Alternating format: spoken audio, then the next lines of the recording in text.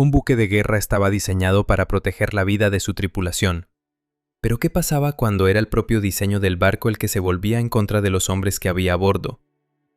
Hoy presentamos 10 errores de diseño fatales en la historia de la construcción naval. Número 10. El carbón junto a la pólvora. El 15 de febrero de 1898, el acorazado estadounidense Maine explotó en el puerto de La Habana. 268 personas murieron de inmediato. Los Estados Unidos culparon a España y le declararon la guerra. Pero los españoles no hundieron el Maine, lo destruyó su propio diseño. Las carboneras del barco estaban ubicadas inmediatamente junto a los pañoles de munición de artillería. Lo separaba únicamente un mamparo de unos 6 milímetros de grosor. El carbón que se usaba en la marina de aquella época tenía una propiedad desagradable. Podía entrar en combustión espontánea bajo determinadas condiciones, como la acumulación de calor, la mala ventilación y las altas temperaturas ambientales. Cuando esto ocurrió en la carbonera número 16, el calor atravesó el fino mamparo e inflamó las cargas de los cañones de 152 milímetros en el pañol adyacente. Los expertos navales habían advertido sobre este peligro incluso antes de la catástrofe. 3 semanas antes de la pérdida del Maine, una comisión especial envió un informe al Ministerio de Marina alertando sobre el riesgo de combustión espontánea en las carboneras ubicadas junto a los pañoles de munición. El informe fue recibido. No se hizo nada. El barco no fue destruido por un sabotaje ni por una mina. Lo destruyó una decisión tomada sobre el tablero de dibujo. Número 9. El timón sin protección. El 26 de mayo de 1941, 15 biplanos torpederos Swordfish se lanzaron contra el Bismarck. Eran máquinas anticuadas, lentas, abiertas, con alas recubiertas de tela de percal sobre una estructura de aluminio. Los artilleros antiaéreos alemanes al principio no podían creer que la Marina británica enviara semejante chatarra contra el acorazado más moderno. Uno de los pilotos recordaría después que los proyectiles antiaéreos simplemente atravesaban el revestimiento de percal sin detonar, porque las espoletas no tenían tiempo de reaccionar. De los 15 torpedos, 2 alcanzaron el objetivo.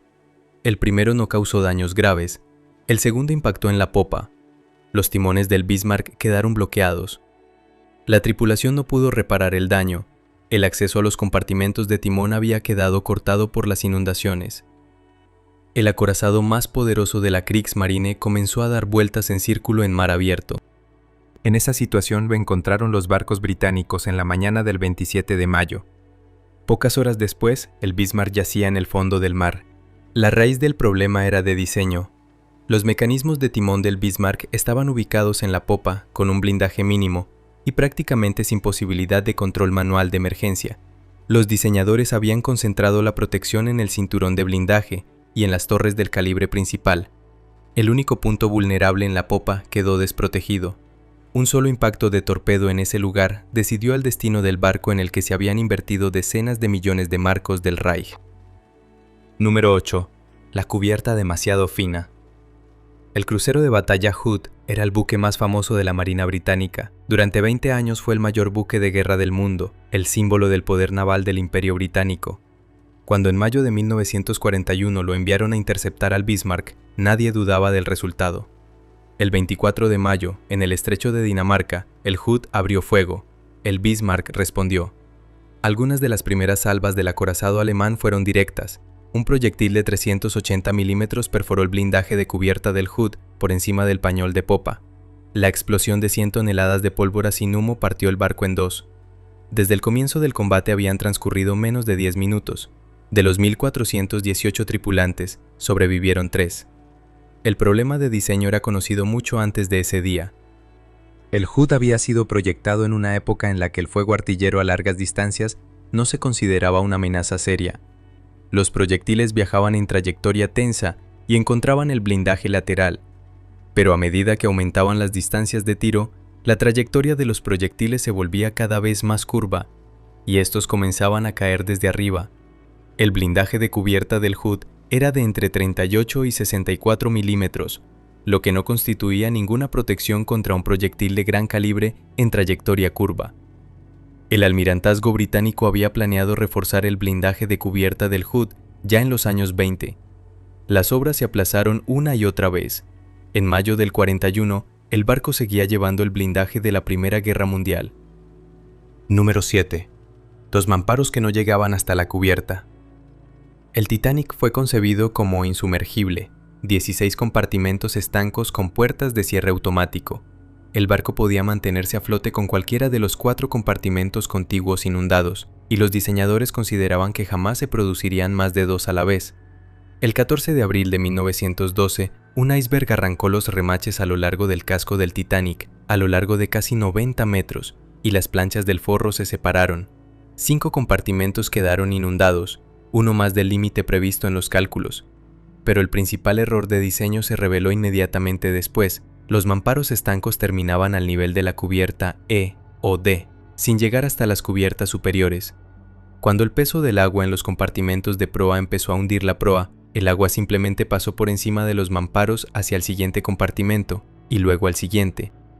Cada sección que se llenaba hundía más la proa, acelerando el llenado de la siguiente. Hacer los mamparos más altos habría sido sencillo y económico. Habría añadido peso al barco, creado incomodidades en la distribución de los camarotes y requerido modificar parte de los interiores. La compañía White Star Line eligió el confort de los pasajeros de primera clase. 2 horas y 40 minutos después de la colisión fue todo el tiempo que sobrevivió el barco insumergible. Número 6. Las bombas viejas. El 29 de julio de 1967, el portaaviones Forrestal se encontraba en el Golfo de Tonkin, realizando salidas de combate sobre Vietnam del Norte. En la cubierta de vuelo había 27 aviones completamente armados y con combustible, listos para un nuevo despegue. A las 10 horas 51 minutos, se produjo el lanzamiento accidental de un cohete no guiado en uno de los cazabombarderos Phantom. El cohete impactó en el depósito de combustible del avión de ataque adyacente. El queroseno de aviación se derramó por la cubierta y se incendió. Entonces ocurrió lo que podría haberse evitado. Entre la munición cargada en los aviones el día anterior, había bombas aéreas antiguas de tipo M65, sacadas de los almacenes del ejército. Estas bombas contenían explosivo basado en la composición B, una mezcla de exógeno y trinitrotolueno con parafina añadida. Esta sustancia tenía un defecto crítico. Detonaba cuando se calentaba a unos 180 grados Celsius. Las bombas navales de nueva generación basadas en la composición H6 soportaban temperaturas significativamente más altas sin detonar. El queroseno en llamas calentó las viejas bombas hasta la temperatura crítica en 90 segundos. La primera bomba explotó 1 minuto y 34 segundos después del inicio del incendio. Luego vinieron 8 explosiones más seguidas. La cubierta quedó perforada en 8 lugares. El combustible ardiendo fluyó hacia abajo, hacia los compartimentos de alojamiento. 134 personas murieron, 161 resultaron heridas. La Marina sabía que las viejas bombas eran peligrosas en caso de incendio. De todos modos, las cargaron para no cancelar la salida programada. Número 5. El barco sin puertas estancas. El Shinano fue el portaaviones más grande de la historia en el momento de su construcción. Reconvertido a partir del casco de un acorazado de la clase Yamato, tenía un desplazamiento de alrededor de 65,000 toneladas. El mando japonés lo construyó en condiciones de absoluto secreto, en el astillero de Yokosuka, como un as que cambiaría el rumbo de la guerra en el Pacífico. El 28 de noviembre de 1944, el Shinano realizó su primer y último trayecto, desde Yokosuka hasta Kure, para terminar de ser equipado. A bordo había alrededor de 2.500 personas, lo escoltaban 3 destructores. El barco no estaba terminado. Las puertas estancas de los mamparos aún no habían sido instaladas. Las escotillas y bocas internas permanecían abiertas, ya que los equipos de construcción seguían trabajando durante el propio trayecto.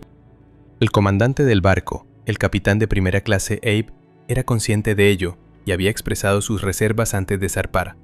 El mando ordenó salir de todas formas. El reconocimiento informó de que los americanos habían tenido conocimiento del barco y podían destruirlo con aviación directamente en el dique. Durante la noche, el submarino estadounidense Archerfish localizó al Shinano por radar e inició la persecución. El capitán Abe ordenó a los destructores que se mantuvieran cerca en lugar de atacar al submarino, confiando en escapar a gran velocidad. Pero escapar no fue posible. El cojinete del eje de la hélice empezó a sobrecalentarse. La velocidad cayó. A las 3 horas 15 minutos, el Archerfish lanzó 6 torpedos. 4 alcanzaron el objetivo. Con los mamparos correctamente cerrados, 4 impactos de torpedo no habrían sido letales para un barco de ese tamaño, pero no había nada que cerrar. El agua pasaba libremente de un compartimento a otro. 17 horas después de salir del puerto, el Shinano volcó y se hundió. Sigue siendo el mayor buque de guerra hundido por un submarino hasta la fecha. Número 4. La entrada sin cerrar. En octubre de 1939, el principal fondeadero de la Marina Británica en Scapa Flow se consideraba absolutamente inaccesible para el enemigo. Los estrechos pasos entre las islas estaban bloqueados por barcos hundidos como obstáculos. Era allí, en plena seguridad, donde se encontraban fondeadas las principales fuerzas de la Real Marina. El Servicio de Inteligencia de la Marina Submarina Alemana estudió fotografías y mapas. El almirante Dönitz determinó que en la entrada oriental de Kirk Sound, entre los buques bloqueadores, quedaba un espacio de unos 15 metros, suficiente para el paso en superficie de un submarino durante los periodos de corrientes débiles. El teniente comandante Günther Prien aceptó intentarlo. En la noche del 13 al 14 de octubre, el U-47 atravesó Kirk Sound en superficie. En un momento las luces de un automóvil que pasaba iluminaron la torreta, pero el puesto de guardia costero no dio la alarma. Prien entró en el fondeadero principal, encontró el acorazado Royal Oak anclado y lanzó los torpedos. 833 personas murieron. El U-47 salió por el mismo camino sin ser detectado. Un almirante británico que había inspeccionado personalmente el paso desde una lancha, ya en junio del 39, señaló directamente en su informe que un submarino o un destructor podían pasar por allí durante los periodos de corrientes débiles. El informe fue recibido. Se encargó un barco bloqueador adicional para cerrar el paso, pero en la fecha del ataque aún no había sido hundido para obstruirlo. Número 3. Los montantes abiertos de las torres. El 31 de mayo de 1916 tuvo lugar en el Mar del Norte la mayor batalla artillera de la historia naval. En la batalla de Jutlandia se enfrentaron la gran flota británica y la flota de alta mar alemana. Los británicos tenían superioridad numérica y perdieron 3 veces más hombres que el adversario. La causa fue un error de diseño sistemático en los cruceros de batalla británicos. Los proyectiles alemanes perforaban las torres del Indefatigable, el Queen Mary y el Invincible, y provocaban la detonación de las cargas de pólvora no solo en la propia torre, sino también en todos los pañoles del barco. El mecanismo era siempre el mismo. El destello producido al perforar la torre bajaba por los pozos de elevación por los que se suministraban las cargas de cordita. Esos pozos carecían de cierres cortafuego fiables. El fuego alcanzaba los pañoles principales en cuestión de instantes. El Indefatigable explotó en 1 minuto, el Queen Mary en cuestión de segundos. El Invincible se partió en 2. 3 barcos, 3.309 personas. El almirante Beatty, que observaba desde el puente del Lion, pronunció una frase que se convirtió en el veredicto sobre la construcción naval británica. Parece que hoy algo va mal con nuestros malditos barcos.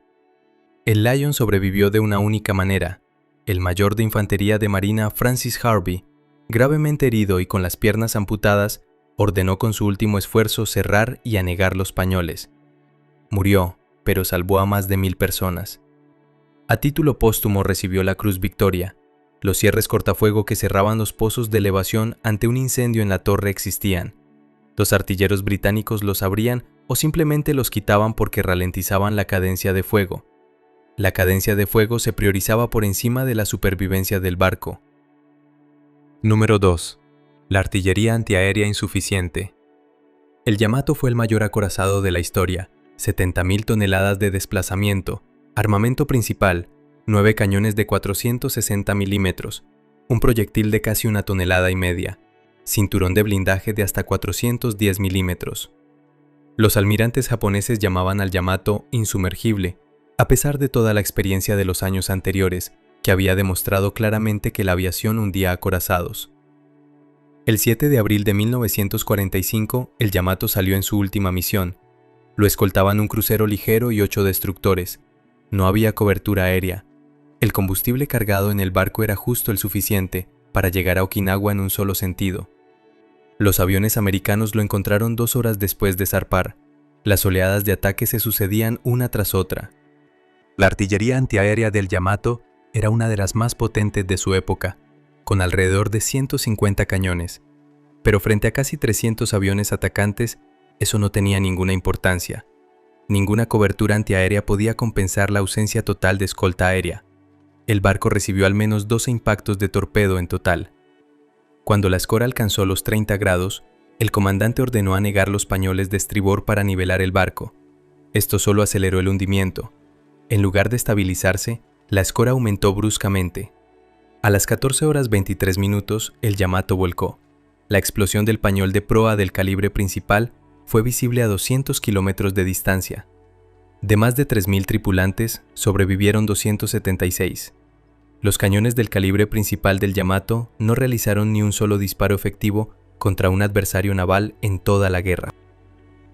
Número 1. Las soldaduras que no se doblan. El Schenectady era un petrolero de tipo T2, uno de los miles de buques de transporte de tiempos de guerra. Un barco completamente nuevo, que acababa de superar las pruebas de navegación. El 16 de enero de 1943 estaba amarrado en el muelle de acabado en Portland, en el estado de Oregón. El tiempo era de ligeras heladas, viento suave, sin oleaje. A las 22:30 se escuchó un sonido que llegó a un radio de 1,5 kilómetros. El casco se partió transversalmente de cubierta a quilla, la proa y la popa se separaron. El barco, que no se encontraba ni en el mar ni bajo carga, simplemente se quebró en dos junto al muelle. Este incidente planteó a los ingenieros una pregunta que en última instancia transformó la comprensión de la ciencia de materiales en la construcción naval. Se descubrió que durante la soldadura de las planchas del casco, la zona de influencia térmica adyacente a la costura se vuelve especialmente frágil. En el agua fría, el acero pierde plasticidad y pasa al régimen de fractura frágil. Una grieta en ese material no se propaga lentamente, avanza a la velocidad del sonido en el metal. El remachado tradicional tenía una ventaja importante sobre la soldadura, en la que nadie había pensado entonces. La junta remachada detenía la grieta. La grieta llegaba al borde de la plancha y se detenía ahí. La siguiente plancha permanecía independiente. En un casco completamente soldado no existía ese limitador. Tras las catástrofes de tiempos de guerra, se comenzaron a soldar en los cascos de los barcos de clase Liberty unas platinas especiales de acero más dúctil, los llamados limitadores de grietas. Ningún barco que recibió estos limitadores se partió en dos. Si este episodio te resultó interesante, dale a me gusta y suscríbete al canal para no perderte el próximo contenido.